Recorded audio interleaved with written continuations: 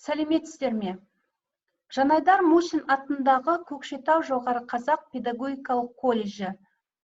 Пән әдебиетті оқыту әдістемесі. Оқытушы Жоламанова Тойындық Молдағалиқызы.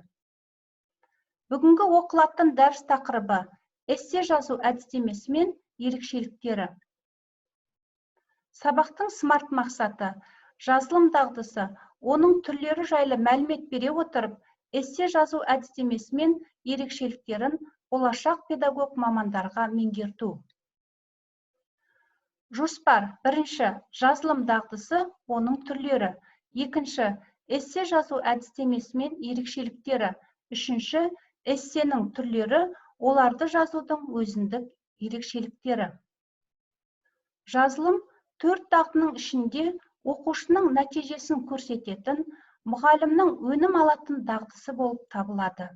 Жазу біздің ойымызды тілге аударушы. Жазылым термині жазу деген мағынаны емес, жаза білу, ойыңды басқа біреуге түсінікті болу үшін қағаз бетінде сауатты жеткізе білу дегенді білдіреді. Жазылым тілдік тұлғалардың графикалық, фонемалық жүйесіне негізделген лингвистикалық, психологиялық, физиологиялық, әдістемелік ерекшеліктерге қатысты тілдік материалдың мазмұны мен формасын бірдей қамтитын, адамдардың ұзақ мерзімдегі қарым-қатынасына мүмкіндік жасайтын күрделі тарихи әрекет. Жазба жұмыстары мазмұны мен мақсатына қарай 4-ке бөлінеді. Бірінші, дербес жазылым, екінші, нанымды жазылым, үшінші, ақпараттық жазылым, төртінші, шығармашылық жазылым. Әр жазылымға жеке-жеке тоқталатын болсақ, бірінші, дербес жазылым. Дербес жазылым жазушының жеке тәжірибесі мен сезімін көрсететін, бірінші жақты көзқараста қолданатын, баяндаудың басы, ортасы, аяғы қызықты құрылымды болып келетін, оқиға орны мен реті логикалық тізбекте берілетін, уақытты көрсететін сөздер мен оқиғалар ауысу тәртібі байыппен баяндалатын жазылым түрі. Дербес жазылым 4-ке бөлінеді. Бірінші, хат, екінші, өмірбаян, үшінші, күнделік, төртінші, монолог. Келесі жазылым түрі ақпараттық жазылым. Ақпараттық жазылым тақырып бойынша маңызды мәліметтерді нақты беретін, әртүрлі дереккөздерден алынған ақпаратты қолданатын, әртүрлі дерек пен мәліметтерге сүйеніп қорытынды шығаратын, деректер мен мәліметтер жүйелі берілетін жазылым түрі. Ақпараттық жазылым бірнеше түрге бөлінеді. Бірінші, хабарландыру, екінші, сұхбат, үшінші, жаңалық, төртінші, есеп, бесінші, хабарлама, алтыншы, бұйрық, жетінші, шақыру, сегізінші, баяндама, тоғызыншы, нұсқаулық. Келесі жазылым түрі шығармашылық жазылым. Шығармашылық жазылым шығармалық тұрғыда жазылған, идея мен стильден шығармашылық мінез көрінетін, жұмыс барысында өте көркем және әсерлі сөздер таңдалып қолданылған, әсерді жақсарту үшін сәйкестендірілген құрылым қолданылған, кейіпкерлер мен сюжеті жанды суреттеліп, оқиғалар реті жымдасып, оқырманды қызықтыратын жазылым түрі. Шығармашылық жазылым 4-ке бөлінеді. Бірінші, әңгіме, екінші, ертегі, үшінші, сценарий, төртінші, сахналық сөз. Келесі жазылым түрі нанымды жазылым. Нанымды жазылым нақты тақырып бойынша айқын пікір айтатын, пікір нанымды себептер мен дәлелдер мен негізделетін, келтірілетін себептер мен дәлелдер логикалық тәртіппен берілетін, аудиторияны сендіру басты талап болатын, арнайы пікірді білдіретін, сөздік қор көбірек қолданылатын жазылым түрі. Нанымды жазылым бірнеше түрге бөлінеді. Бірінші, жарнама, екінші, рецензия, үшінші, ашық хат, төртінші, ұсыныс, бесінші, комментарий, алтыншы, эссе. Сабақтың екінші жоспары бойынша эссе жазу әдістемесіне тоқталамыз. Эссе французша да, ағылшынша да байқау, көру, очерк деген мағынаны білдірсе, латынша салыстыру, өлшеу деген мағынаны білдіреді. Эссе жанрын ең алғаш жазған Монтень болып табылады. Эссе шағын көлемді проза түріндегі еркін композиция. Эссе жаңа бір құбылыс, зат туралы әдемі боялған сөзбен философиялық, тарихи, биографиялық, публицистикалық, әдеби сыни, ғылыми, беллетристикалық тұрғыда жазылады.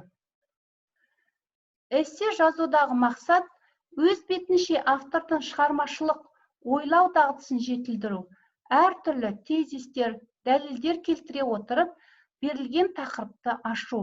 Эсседе нақты айғақтар беріліп, мысалдар келтіріледі.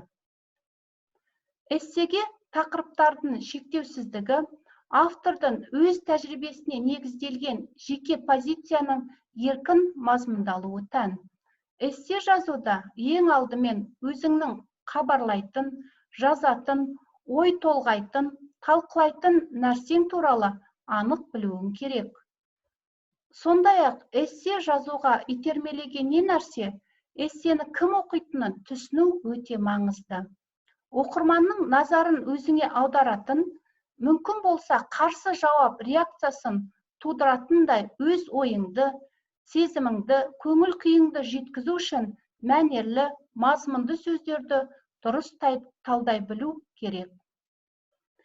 Эссе қойылған мәселенің нақты мазмұнын көрсетеді. Онда өз бетінше жүргізілген талдаулар жазылуы тиіс. Эссе формалары қандай да бір пәнге немесе тақырыпқа байланысты жеке ерекшелікке сай жазылады. Эссе кіріспе, негізгі бөлім, қорытындыдан тұрады. Бөлімдердің сөз көлемі әртүрлі болады. Егер де эссенің жалпы көлемі 500 сөз болса, кіріспеге 50 сөз, қорытындыға 50 сөз алу ұсынылады. Кіріске бөлімге тоқталатын болсақ, кіріспе берілген тақырыпты негіздеу, логикалық және стилистикалық байланысқан компоненттер қатарынан тұрады.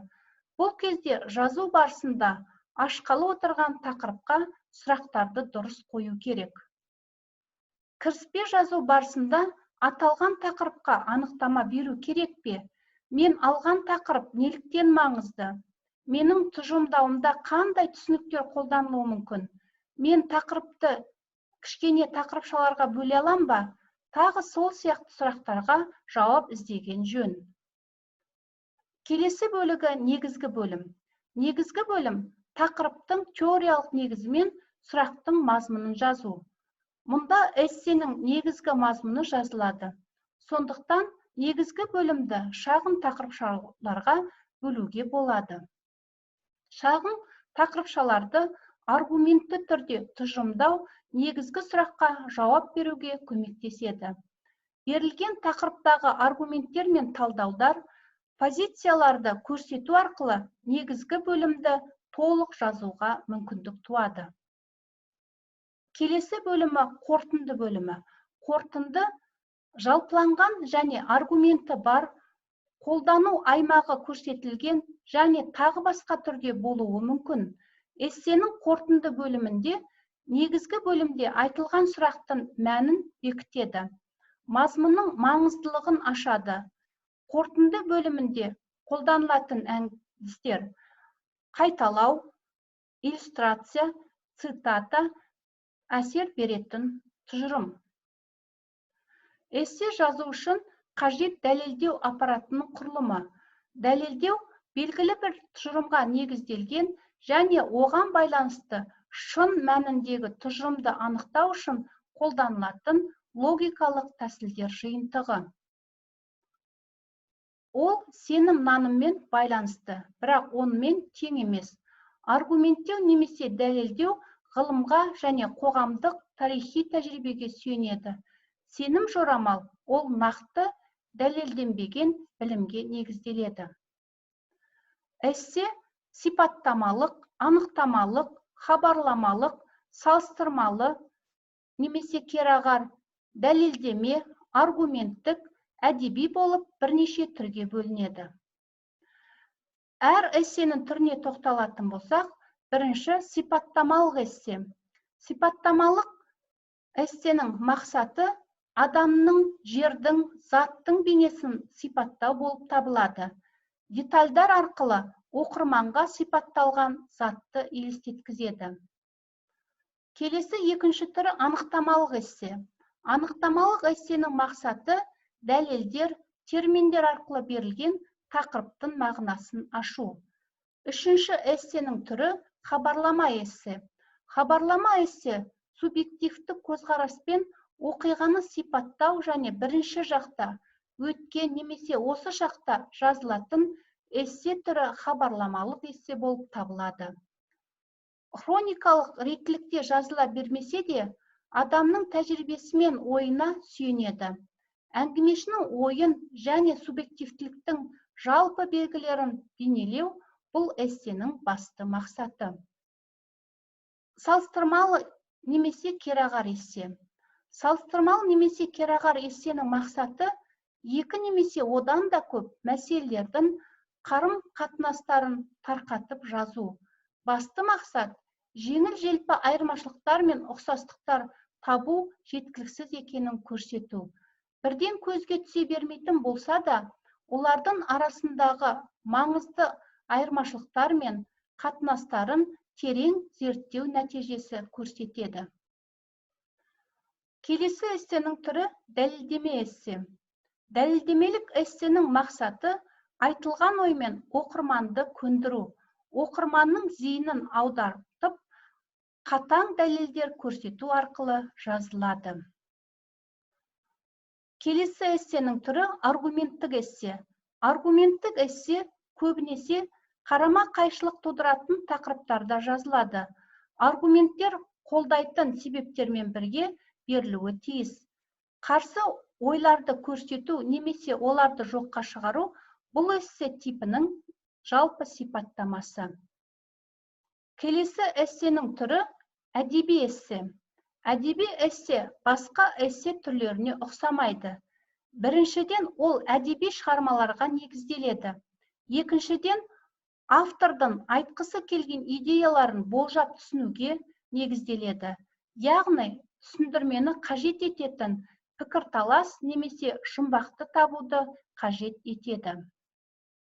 Эссе жазуда еркін жазу, еркін пікір, көрсет және әңгімеле, минуттық шешім, 3 минуттық эссе, ой күмбезі, еркін әңгіме, тап, ой толғаныс, серпілген сауал, сөздерден әңгіме құрау секілді әдістерді қолданған тиімді.